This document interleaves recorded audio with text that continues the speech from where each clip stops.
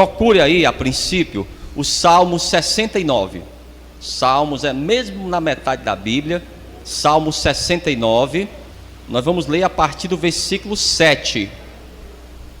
Salmo 69, a partir do versículo 7. Quem já encontrou, diga amém. Diz assim: porque por amor de ti tenho suportado a afronta, a confusão cobriu o meu rosto, tenho me tornado como um estranho para com os meus irmãos e um desconhecido para com os filhos de minha mãe. Amém? Fecha os teus olhos aí, fecha os teus olhos, vamos orar ao Senhor. Vamos abrir o nosso coração para que o Senhor fale conosco nessa noite. Senhor, meu Deus e meu Pai, Deus amado e bendito, Deus criador dos céus e da terra, Deus de Abraão, de Isaac e de Jacó, a tua palavra, meu Deus, foi lida, ela vai ser ministrada agora ao teu povo. Vai de encontro a cada vida que está aqui. Tira todo impedimento, toda barreira e fala, meu Pai, poderosamente nessa noite, no nome de Jesus, e que assim seja. Graças a Deus. Vamos aplaudir bem forte ao Senhor. Aplauda bem forte ao Senhor, no nome de Jesus. Toma o teu assento aí, toma o teu assento. O Salmo 69, escrito por Davi, é conhecido como Salmos messiânico. Pastor, o que é um Salmos messiânico? É um Salmos que traz uma abordagem e chama a atenção do Messias. É um Salmos profético, que quando nós lemos, nós lembramos do Messias. Então esse é conhecido, um Salmos messiânico. Então Davi, ele está falando que por ele amar a Deus, ele suportou muitas afrontas. Ele diz aqui, ó: porque por amor de ti tenho suportado afrontas. Muitas pessoas perseguiam ele, ele vivia muitas angústias por causa do amor ao Senhor. E se eu perguntasse para você, o que é que significa amar ao Senhor? Alguém poderia me dizer? Todo mundo de uma vez? Não. Vamos lá. Ele está angustiado e é perseguido porque ele disse que ele amava ao Senhor. E o que é que significa isso? Oi? Não estou entendendo. Ele abria a mão da sua própria vida pelo Senhor. Pronto, outra coisa, o que mais? Ele obedecia ao Senhor. Não tem como, amados, você amar ao Senhor se você não obedece a Ele. Compreendeu? Então, por causa da sua obediência ao Senhor, ele vivia muitas dificuldades. É como cada um de nós. Quando nós entregamos a nossa vida ao Senhor, a própria palavra diz que nós temos que renunciar a tudo, aos nossos desejos, às vezes até a família.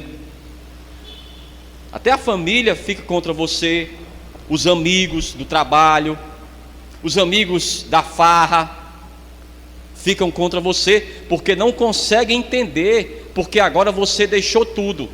Era como Davi. Muitas coisas que Davi ele viveu e muitas vitórias que ele tinha, foi o Senhor que deu a ele. Vamos continuar aqui. Versículo agora 9. Salmo 69 ainda, e o versículo 9.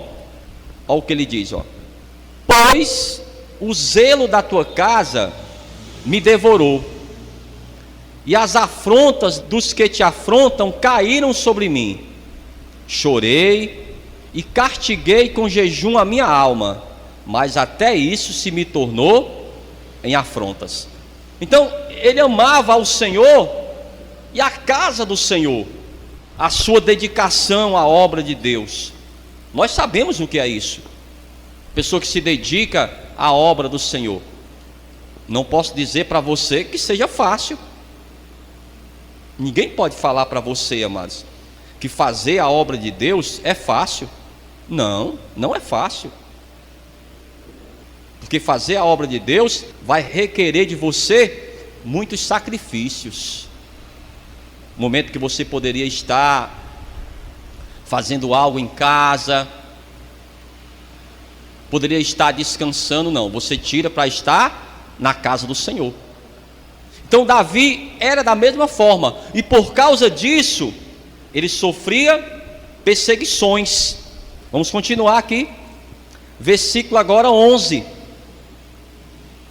Ele diz, pus-me por veste um pano de saco, e me fiz um provérbio para eles. Aqueles que se assentam à porta falam contra mim. Sou a canção dos bebedores de bebida forte. Aquela pessoa que está no bar, aí você passa. Talvez você era frequentador daquele bar, e agora você passa em frente dele, com a tua Bíblia, bem vestido, cabelo bem penteado. E aquelas pessoas que continuam naquela vida, elas vão zombar de você, vão ironizar você. Isso vai acontecer por muito tempo. Mas depois que elas começam a entender, amados, que você está levando realmente a sério, elas até param de fazer isso. Aí algumas mudam e querem saber também qual é o segredo da tua mudança. Aí você fala, o segredo da minha mudança é porque agora eu amo ao Senhor. Eu estou fazendo agora a obra de Deus. Então, por causa disso, Davi sofria. Vamos ver aqui, versículo 20. Olha o que ele diz: afrontas me quebrantaram o coração, e estou fraquíssimo. Esperei por alguém que tivesse compaixão, mas não houve nenhum, e por consoladores não os achei. Vai ter momentos realmente que são difíceis. Nem sempre as coisas vão se encaixar. Nem sempre nós vamos entender como Deus ele faz. Por que parece que para você que faz a obra de Deus, por que parece que é mais difícil? Porque as pessoas que não querem nada com Deus, as coisas para elas parece que são mais fáceis. Parecem. Mas todos nós temos as nossas dificuldades. E as coisas realmente são difíceis, mas nós temos Deus ao nosso lado. Ele fala aqui no versículo 11, volte aí, Salmo 69, versículo 11. Pus por veste um pano de saco. Quem lembra aqui do pano de saco que nós falamos aqui? O que é que significa quando a pessoa coloca um pano de saco? Se humilhar. Então ele se humilhava diante do Senhor. Mas o que ele entendia, amados? Que ele não poderia desistir. Não podemos desistir, amados, do Evangelho. Não desmarque aqui o Salmo 69, mas vamos para o livro do profeta Jeremias. Livro do profeta Jeremias, capítulo 20. Livro do profeta Jeremias, no capítulo 20. Assim como Davi, o profeta Jeremias também sofreu perseguições. Irmãos, Jeremias era de uma família sacerdotal.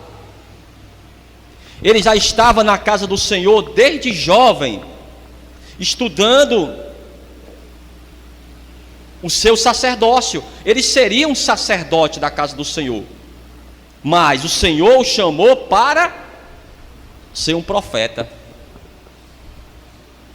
Ele tinha um futuro brilhante, mas o Senhor falou: não, seu chamado é para profeta. Ele foi rejeitado pela sua família, foi rejeitado pelos líderes religiosos, foi rejeitado pelo seu próprio povo. E chegou o momento que ele vai falar algo extremo, irmãos. Preste atenção no que ele vai falar aqui. Livro do profeta Jeremias, capítulo 20 e o versículo 8. Livro do profeta Jeremias, capítulo 20, versículo 8. Quem encontrou aí? Quem encontrou? Olha o que ele diz, porque desde que falo, grito e clamo, violência e destruição, porque se tornou a palavra do Senhor um opróbrio para mim, e um ludíbrio todo dia. Então disse eu: não me lembrarei dele, e não falarei mais no seu nome.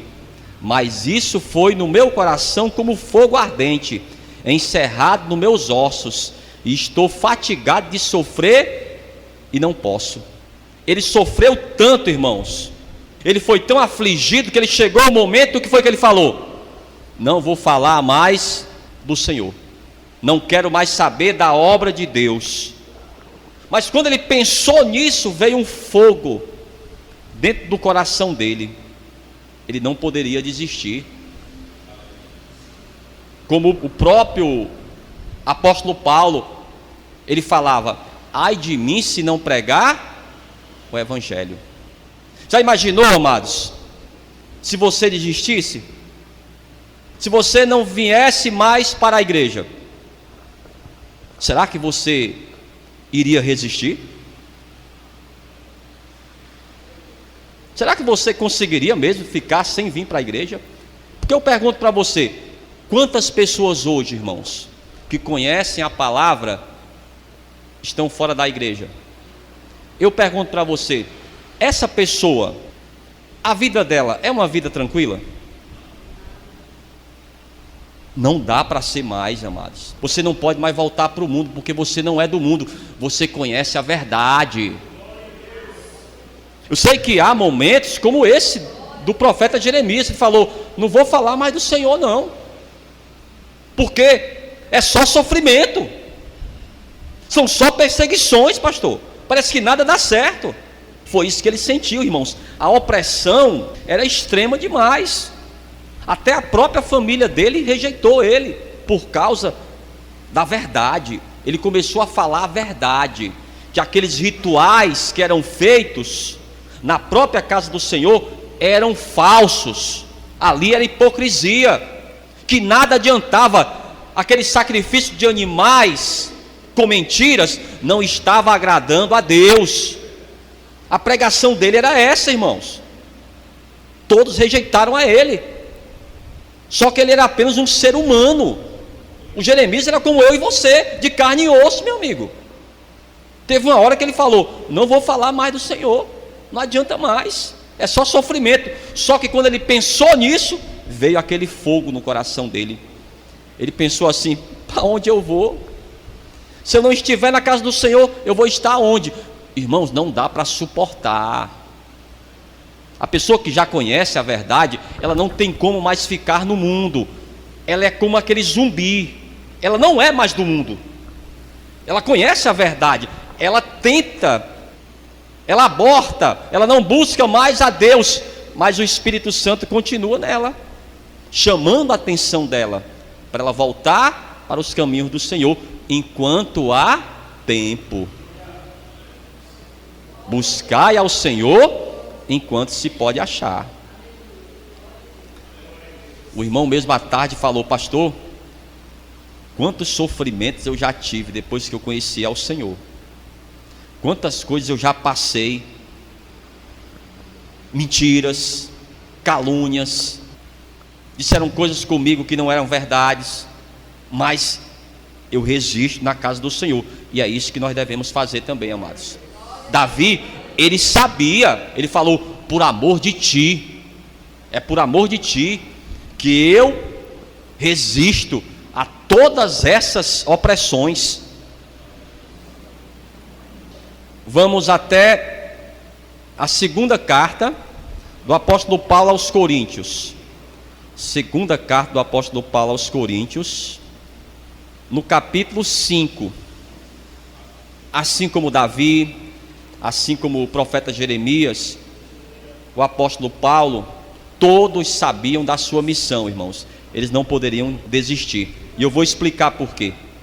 O apóstolo Paulo, ele vai resumir nesse versículo aqui que a gente vai ler. Segunda carta do apóstolo Paulo aos Coríntios, no capítulo 5, nós vamos ler a partir do versículo 14. Você vai ver por que você não pode desistir. Por que queima no teu coração, amados, o desejo de estar na casa do Senhor? Não dá, pastor, para ficar mais em casa. Não dá mais para ficar longe da casa do Senhor. Não dá, irmãos. Está aqui, a resposta está aqui, ó. Segunda carta do apóstolo Paulo aos Coríntios, capítulo 5, versículo 14. Ele diz: porque o amor de Cristo nos constrange, julgando nós assim, que se um morreu por todos, logo todos morreram. E ele morreu por todos, para os que vivem, não vivam mais para si, mas para aquele que por eles morreu e ressuscitou. Hoje nós vivemos para ele, por amor dele, porque ele nos amou primeiro. O apóstolo Paulo diz que por causa do amor dele, o amor dele nos constrange. Você sabe o que é que significa essa palavra constrange? O que é uma pessoa constrangida? Pastor, aquilo que o senhor falou me constrangeu. O que é que significa isso? Oi? Pronto. Foi uma palavra, amados, que deixou a pessoa sem graça. Pastor, aquela palavra ali foi muito dura, me constrangeu. Ao mesmo tempo que deixa você sem graça, ela também faz com que você reflita. Faz com que eu tenha que fazer uma coisa que eu nem quero fazer, porque ele fez por mim antes. Era como se, vamos dizer, o Lindomar aqui. Lindomar, ele precisa de uma ajuda financeira, vamos dizer assim. Aí eu ajudo ele. De alguma forma, ele está constrangido a quando eu precisar também, ele me ajudar. Deu para entender? É como se fosse uma troca. Mas o Senhor, ele deu muito mais do que nós poderíamos dar a ele. Ele morreu por nós. E o apóstolo Paulo diz que se ele morreu por todos, logo todos morreram. Então, nós estamos mortos, mortos para o mundo. Então, quando nós entendemos isso, nós somos como Davi. Aconteça o que acontecer, pastor, eu vou estar firme. Aconteça o que acontecer, eu sei que o Senhor, ele fez um sacrifício grande de morrer na cruz por minha vida. E eu tenho que fazer com que esse sacrifício valha a pena. Então era por causa disso, vamos voltar para o Salmo 69. Salmo 69 mais uma vez. E o versículo que eu quero ler de novo é o versículo 7, para você entender. Aqui, ó. Ele diz: porque por amor de ti eu tenho suportado a afronta, a confusão cobriu o meu rosto. Tenho me tornado como um estranho para com os meus irmãos, e um desconhecido para com os filhos de minha mãe. É aquela pessoa que está agora na casa do Senhor. Ele é diferente agora, irmãos. O nosso pensamento mudou. Compreendeu? O apóstolo Paulo diz que aquele que está em Cristo, nova criatura é. As coisas velhas se passaram e tudo se fez novo. O meu pensamento é outro. Por isso que as pessoas que ainda não têm o meu pensamento, elas não vão me compreender. O apóstolo Paulo diz que essa pessoa é uma pessoa carnal, e eu sou uma pessoa espiritual. Eu tenho essa compreensão. Então, muitas vezes eu vou abrir mão em uma discussão. Pastor, mas o senhor tinha razão. Irmãos, quantas pessoas estão no inferno hoje com razão? Pastor, olha, eu saí do meu trabalho, mas eu tinha razão, perdi o emprego do mesmo jeito. Acabei o casamento, pastor, mas eu tinha razão. Nós que temos o Espírito Santo, muitas vezes a gente tem que recuar. O próprio Davi fez isso, teve que recuar. E as pessoas jogando pedras nele. Aí diziam para ele: Davi, você não vai reagir? Está na mão de Deus. Se o próprio Deus me colocou numa situação dessa, Ele vai julgar a minha causa. Se Ele quiser me trazer de volta, que Ele me traga, mas eu nada vou fazer. Ele estava tão abatido, irmãos, que ele não tinha nenhuma reação, apenas sair de Jerusalém, deixar tudo para trás. Davi, você nada vai fazer? Nada vou fazer. Se o meu próprio filho está se levantando contra mim, quanto mais os outros. E o Senhor trouxe Davi de volta, com todas as honras, porque olhou para o coração dele. Mas há momentos, amados, que a gente tem que realmente recuar para um bem maior. Até já falamos desse assunto aqui. E o versículo agora 21, amados, ele foi até o fim. E aqui você vai lembrar por que eu falei para você que esse é um salmos messiânico. Salmo 69, versículo 21, ó. Olha o que diz: deram-me fel por mantimento, e na minha sede me deram a beber vinagre. Quem foi que passou por esse constrangimento? O Senhor. Estava na cruz. Olha, me deram fel. Por quê? O vinho misturado com mirra era um anestésico que se dava para aquele que iria morrer. 900 anos antes de Cristo.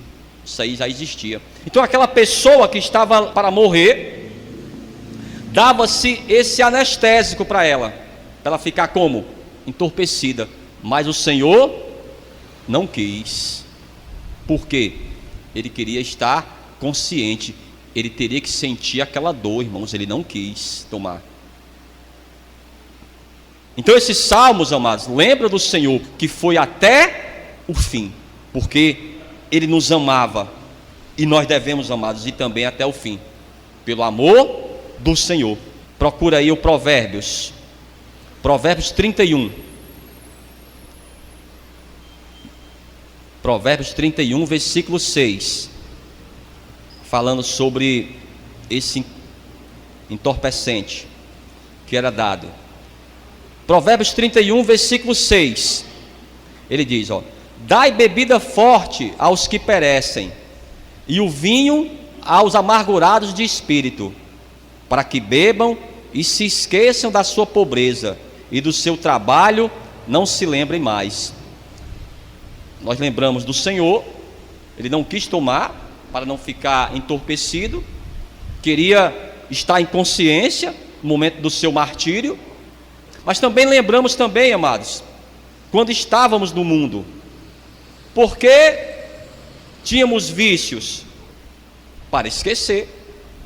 Esquecer o quê? Os problemas. Tem aquele ditado que diz: se você bebe para esquecer, pague antes de beber.